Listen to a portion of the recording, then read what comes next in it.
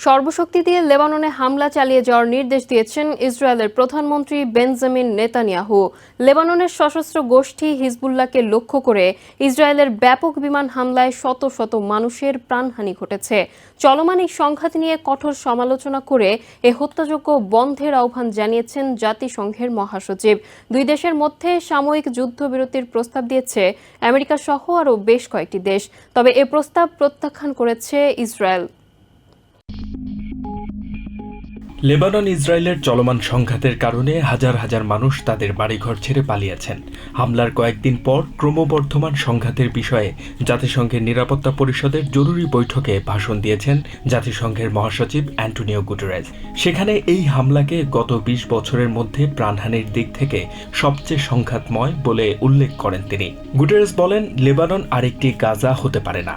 এই সংঘাত বন্ধে সাহায্য করার জন্য সিকিউরিটি কাউন্সিলকে জোর দিয়ে কাজ করার জন্য অনুরোধ জানিয়েছেন তিনি। মহাসচিব আরও বলেন, জাতিসংঘের সব সম্পদের সুরক্ষা ও নিরাপত্তা নিশ্চিত করতে হবে এবং আন্তর্জাতিক আইনকে অবশ্যই সম্মান করতে হবে।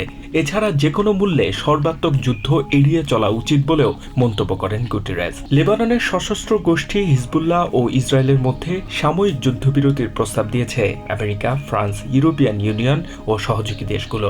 দুই দেশের সীমান্তে ২১ দিনের যুদ্ধবিরতির একটি চুক্তির আহ্বান জানিয়েছে তারা। তবে এ প্রস্তাব প্রত্যাখ্যান করেছে ইসরায়েল। দেশটির প্রধানমন্ত্রী বেঞ্জামিন নেতানিয়াহু সর্বশক্তি দিয়ে লেবাননে হামলা চালিয়ে যাওয়ার নির্দেশ দিয়েছেন। লেবানিজ স্বাস্থ্য মন্ত্রণালয় জানিয়েছে, ইসরায়েলের সবশেষ হামলায় বুধবার আরও ৭২ জন প্রাণ হারিয়েছেন। এতে আহত হয়েছেন প্রায় ৪০০ মানুষ।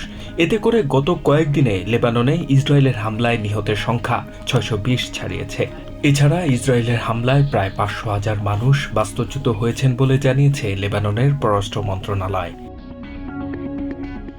HM. Ataullah, TVN 24 news desk. New York থেকে সম্প্রচারিত টিভিএন 24 টেলিভিশন বিশ্বজুড়ে বাঙালির কণ্ঠস্বর।